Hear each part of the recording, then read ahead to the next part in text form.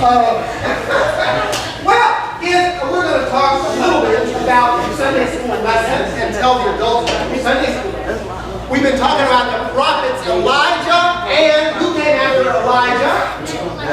Elisha. And this morning, you're right, we talked about a man named Naaman. Naaman was a Syrian commander of an army, but something was wrong with Naaman. What was wrong with Naaman? Remember? Yeah. He had a skin disease. He had a skin disease. DeAndre, what were we going to say? He had leprosy, that's right. So, but he had a servant.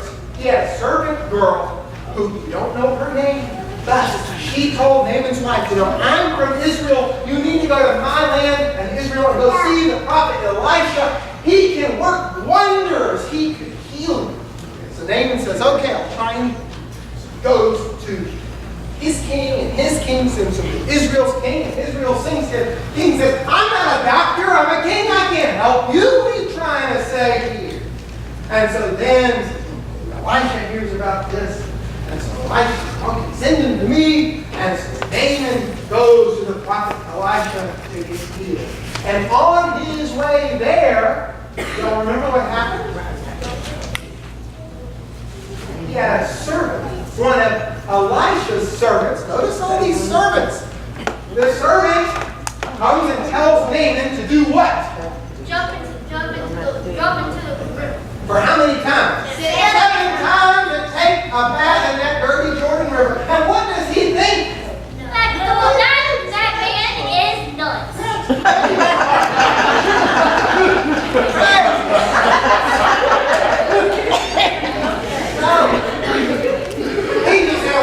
These people are crazy, I'm going home.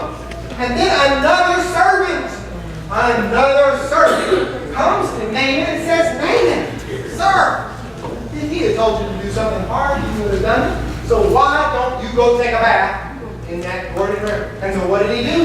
He did it. He went to that Jordan River, took a bath, and what happened?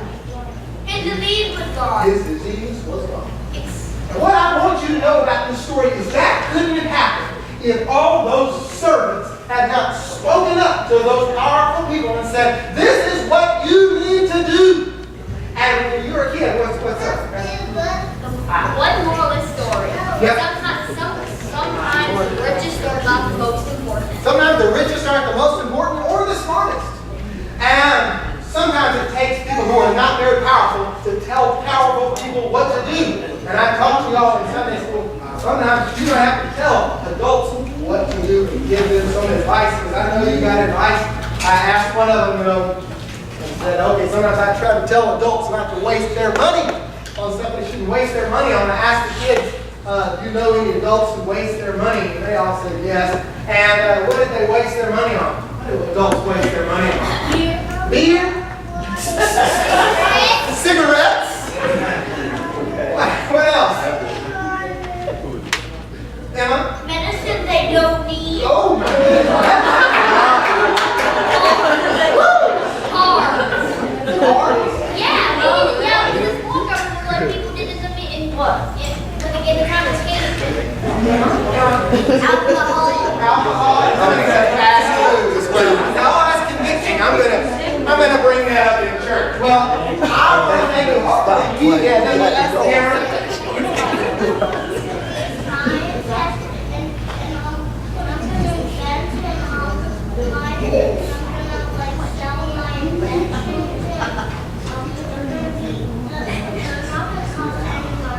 Great. You're so nice. You're good. Cameron said he's going to grow up, be a scientist, and all of his inventions, though, are going to be freely given.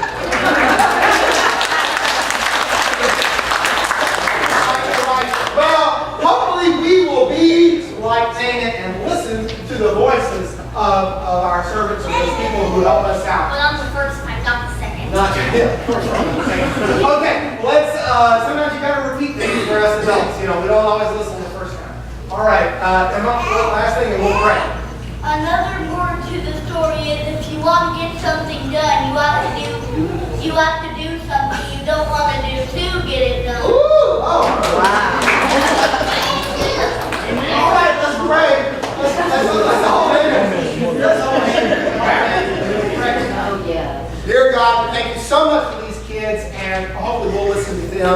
and so that they can also listen to us and help us to build good relationships with them. Amen. Amen. All right, y'all want to stay in the church this morning? We'll have a shorter sermon, and let's thank God for our kids.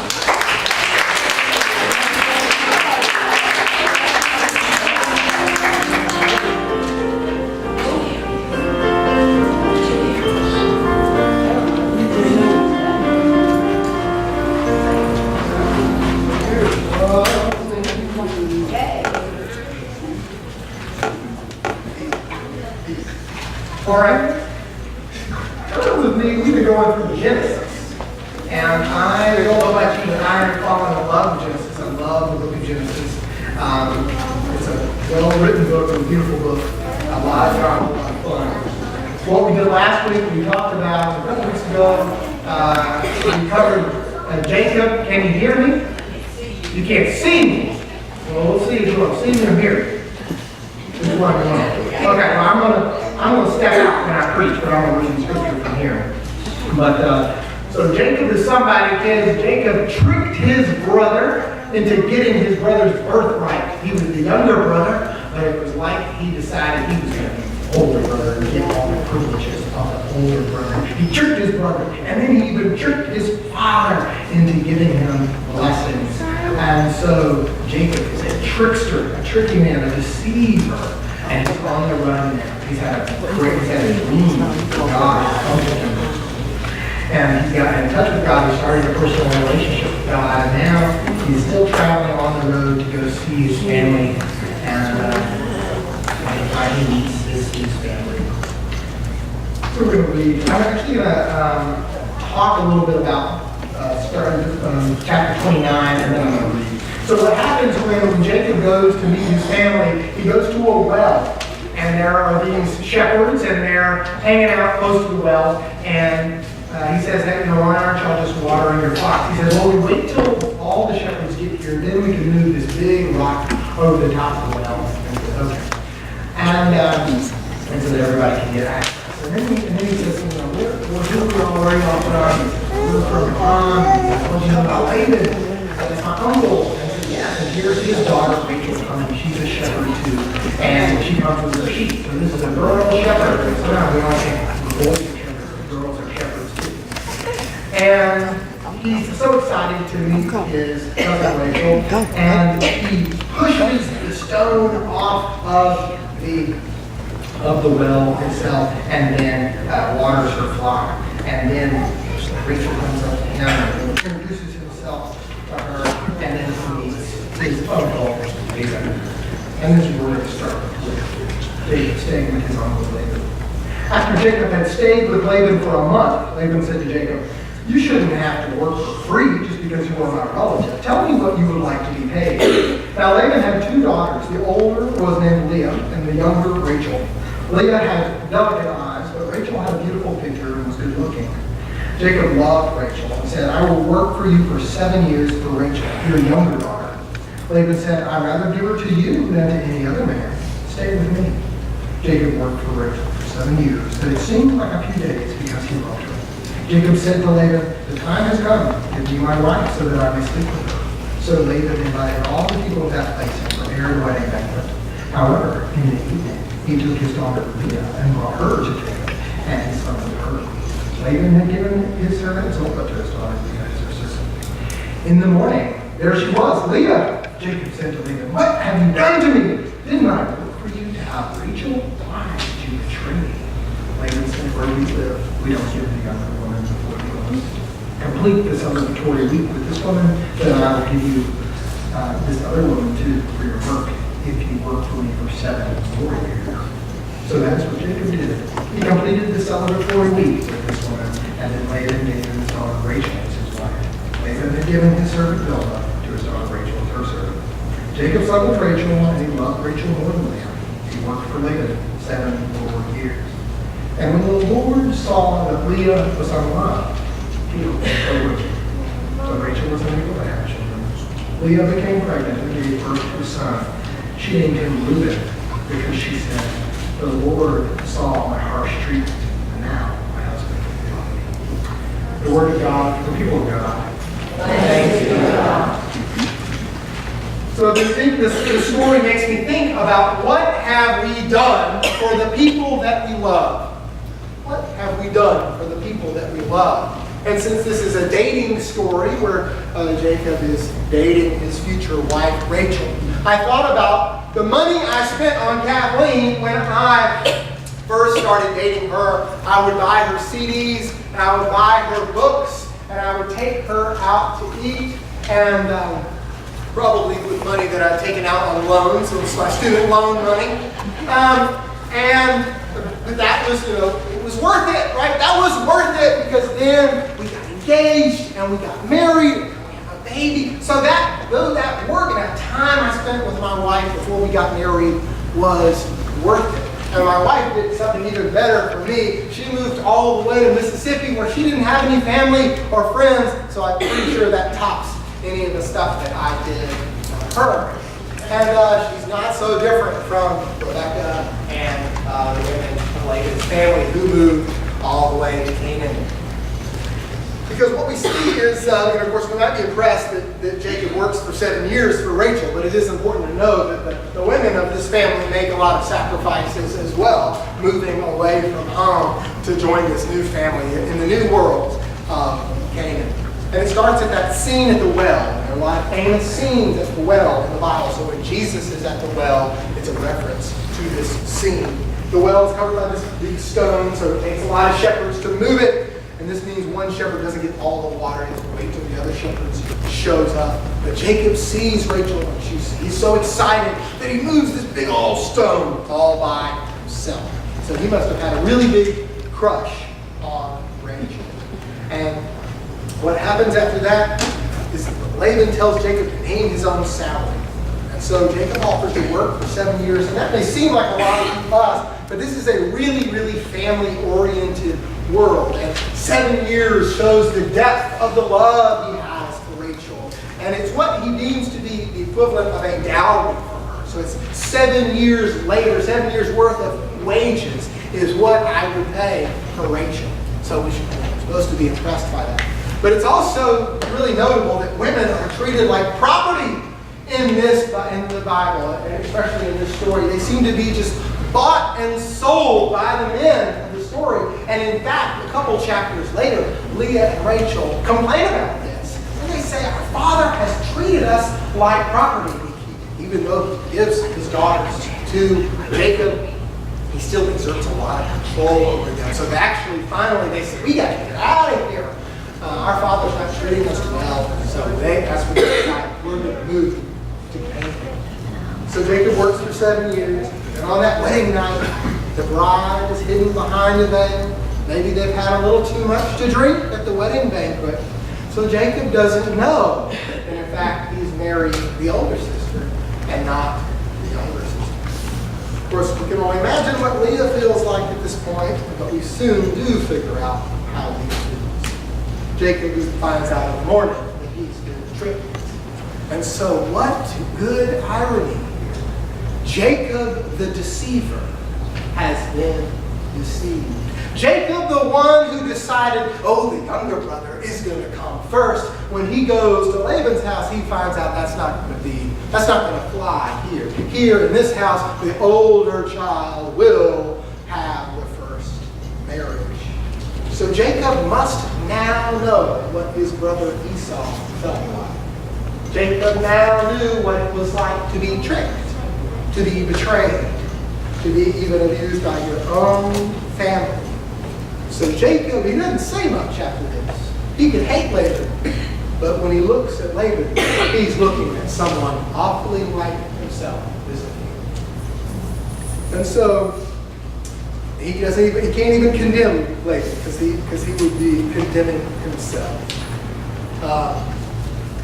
So Jacob does complain, but then Laban says, well, this is our custom. And if you'll notice, when Jacob said, so Laban said, what can I pay you? Jacob says, 7 years, give me your daughter Rachel. What does Laban say after that? Anybody check it? He says, well, I'd rather give her to you than any other man. So does he say yes? No? But of course, Jacob takes him as a yes. But it's super tricky line, right? he doesn't really agree. Anyway, it's a great line that I don't think it's covered very much. So the sad thing, I think the most sad thing about this story is that the women in here are treated like pawns.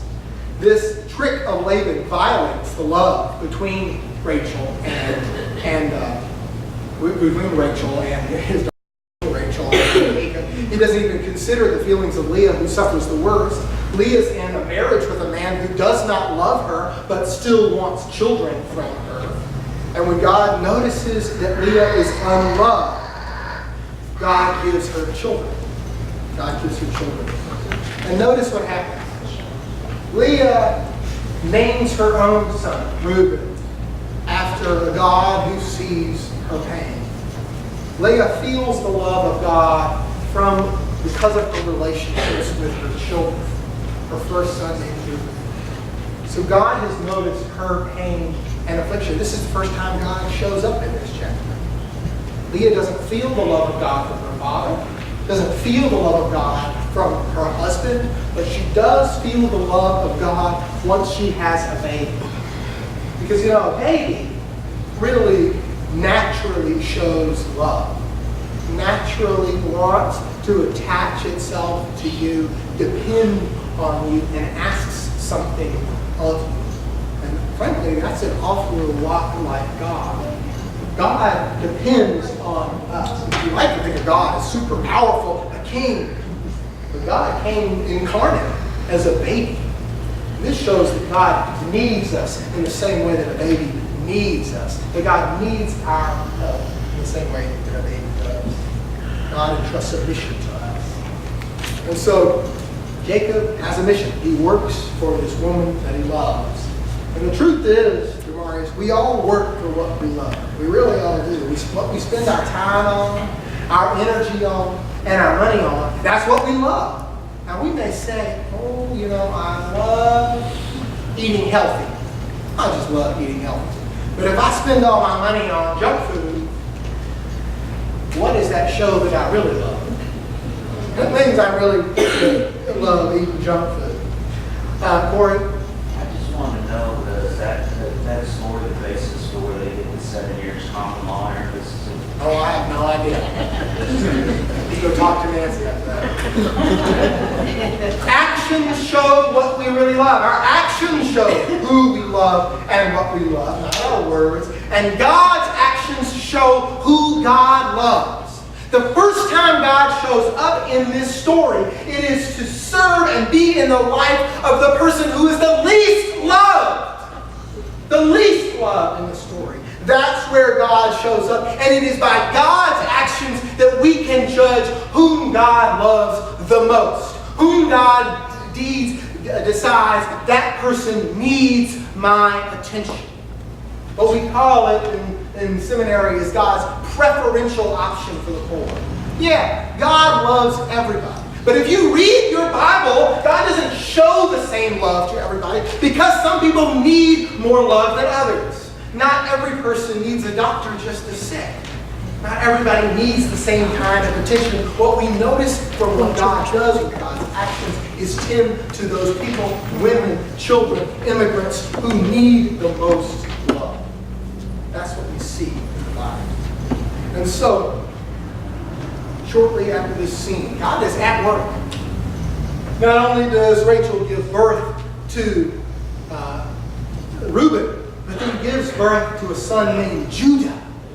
And Judah, so if little young Jesus is about your age, Demarius, Jesus is listening to this story when he goes to synagogue. And he hears this story and he hears, Leah is the mother of Judah.